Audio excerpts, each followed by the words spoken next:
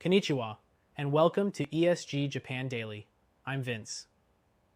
Today's top story is one of the notable developments in Japan's energy policy landscape, the release of the Energy White Paper 2024, officially published by the Ministry of Economy, Trade, and Industry.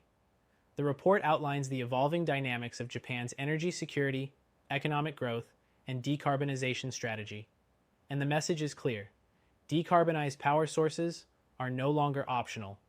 They are now central to Japan's economic competitiveness and future prosperity.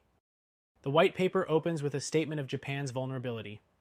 As of fiscal year 2023, Japan's energy self-sufficiency rate stands at just 15.3%, the lowest among G7 nations.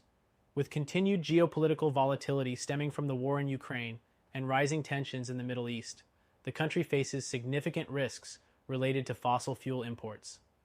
This has reignited concerns around energy security, pushing the government to accelerate domestic energy resilience and decarbonization. But energy security is not the only pressure point. Japan is now also facing surging electricity demand, driven by two forces: digital transformation and green transformation, or DX and GX. The expansion of data centers and semiconductor factories, alongside electrification across industry and mobility, is fueling this growth. Japan's annual power demand, which currently sits at approximately 8.06 trillion kilowatt hours, is projected to reach 8.52 trillion by 2034. This projected increase cannot be met by fossil fuels alone. To meet this rising demand sustainably, Japan must significantly scale up decarbonized energy sources, and fast. The Energy White Paper notes that the nation's ability to secure enough low-carbon power will directly shape its economic trajectory and industrial competitiveness in the coming decade. On the emissions front, there are signs of progress. In fiscal year 2023, Japan's total greenhouse gas emissions were down 27.1% from 2013 levels, hitting approximately 1.017 billion tons of CO2 equivalent. This marks the lowest recorded level since 1990. However, the report also makes a notable observation. A portion of this decline stems from lower manufacturing activity, not purely from structural shifts in energy or efficiency.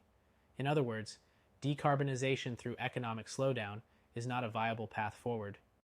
In response, in February 2025, Japan committed to slashing emissions by 60% by 2035 and 73% by 2040, compared to 2013 levels, all as part of its 2050 net zero pledge. To achieve this, Japan will need more than policy commitments. It will need transformative innovation. This brings us to the government's new GX 2040 vision, finalized earlier this year.